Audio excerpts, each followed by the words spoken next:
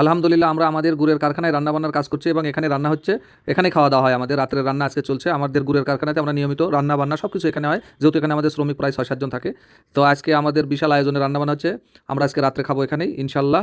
আমাদের কাজের মধ্যে দিয়েই সব কাজগুলো আমাদের এইভাবেই চলছে ইনশাল্লাহ। আমাদের রান্নাবান্নার জন্য আমাদের এখানে আলাদা আর কোনো মা চাষি খালা নেই। আমাদের এই কৃষক যে শ্রমিকরা আছে, শ্রমিকরা রান্নাবান্না করে এখানে, এবং আলহামদুলিল্লাহ তাদের রান্নাটা খুবই ভালো। আমিও এখানে খাই তাদের সঙ্গেই, একসাথে আমরা খেয়ে নিই, রাত্রে আবার খাবো। আর বাসায় এসে আর খাওয়া হয় না, আর শ্রমিকদের সঙ্গে খাওয়ার একটা মজাই আলাদা।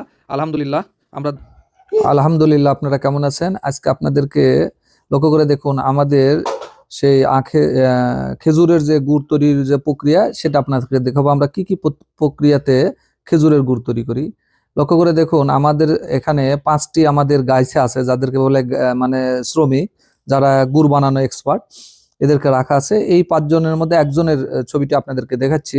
লক্ষ্য করে দেখুন যে আমাদের গাছে উঠলো এই মাত্র আমাদের গাইছে। এই তীব্র শীতের মধ্যে তারা গাছে উঠছে। গাছে ওঠার পরে আপনার এই যে কিভাবে খেজুরের রস আহরণ করা হয় সেই পদ্ধতিটা দেখানো হচ্ছে। দেখেন, উপরে ওঠার পরে সে মাঝে একটা বেল্টের জন্য একটা দড়ি বেঁধে নিয়েছে, পিছনে একটা হাঁড়ি আছে এবং হাতে তার বাটাল দিয়ে গাছের মাথাগুলো খনন করছে। এই খোদাইয়ের মাধ্যম দিয়ে ওখান থেকে রস বাড়াবে এবং এই রসটাই আবার আমাদের গুড় গুড় গুড় হবে। এই রস যখন জাল করবো, এই যে আমাদের এই গাছটা লাগানো হয়ে গেছে, এখন আমাদের এই গেছে শ্রমিক ভাই এখন নিচে নামতিছে।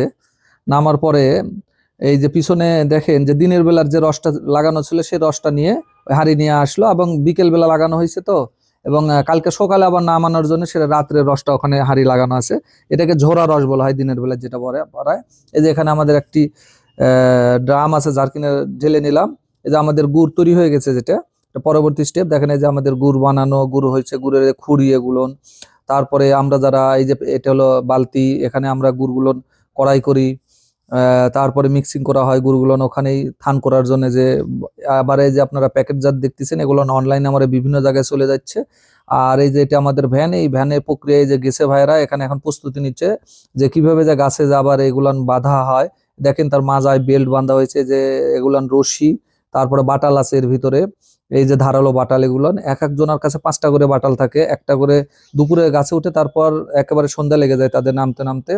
এই যে দেখেন আমরা যে কড়াই থেকে গুড়গুলো নামাইছি, নামানোর পর কড়াইগুলো অনেক উঁচুতে রেখে দেওয়া আছে, যাতে করে কোনো রকমের কোনো কিছু থেকে নিরাপদ থাকে। এবং এটা হলো আমাদের সেই জাল দেওয়ার সেই আপনার চুলা যেটাকে বলা হয়। আর এই যে আপনাদের এই যে চুলার উপরে যে এই তাওয়াগুলো আমাদের থাকে। আর এই ভ্যানে করে আমাদের বিভিন্ন মাল সামানা নিয়ে আসা হয় বিভিন্ন জায়গা থেকে, এবং ভাড়ে করেও নিয়ে আসা হয়, এবং কাক আছে হাতে, যাতে কাক দিয়ে ওখান থেকে ঢেলে নেওয়া হয়।